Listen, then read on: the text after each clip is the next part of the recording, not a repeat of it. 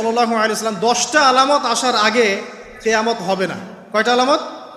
10টা। এই 10টা আসার আগ পর্যন্ত কিয়ামত হবে না নিশ্চিন্ত থাকতে পারেন। কিন্তু এই 10টা কবে চলে আসবে এর কোনো গ্যারান্টি আছে? নাই। তার প্রথমটা হচ্ছে দাজ্জাল, মাসিহুদ দাজ্জাল মানুষের রূপে বের হবে। 2, ঈসা ইবনে মারইয়ামের আগমন, নবী ঈসা আলাইহিস সালাম আসবেন এবং তার হাতে দাজ্জাল নিহত হবে।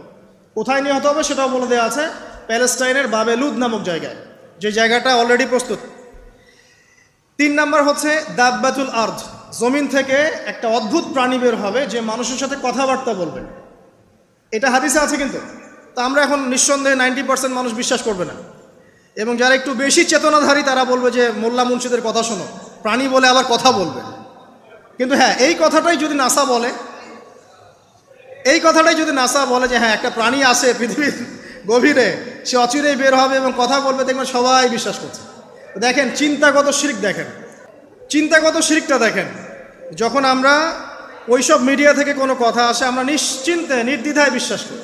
আল্লাহ পাক হাদিসে বলছেন, নবী হাদিসে বলছেন দাব্বাতুল আরদ বের হবে, মানুষের সাথে কথাবার্তা বলবে, মানুষ বিশ্বাস করতে চায় না। আর কি? ধোঁয়া, এই ধোঁয়ায় আকাশ ছেয়ে যাবে, ধোঁয়া দিয়ে আকাশ ছেয়ে যাবে, এবং এত বড় ধোঁয়া বিশ্ববাসী কখনো দেখে নাই। এখন অনেকে বলছেন, এখনকার আধুনিক স্কলার যারা, অনেক স্কলারের এটা মত, এটা কিন্তু হাদিসে নাই, তাদের মত হতে পারে যে একটা নিউক্লিয়ার এক্সপ্লোশন হবে, সারা ওয়ার্ল্ড তো এখন নিউক্লিয়ার যুদ্ধের সামনে দাঁড়িয়ে আছে, তখন হয়তো বা ধোঁয়ায় পুরো বিশ্ব ছেয়ে যেতে পারে, এটা তাদের মত।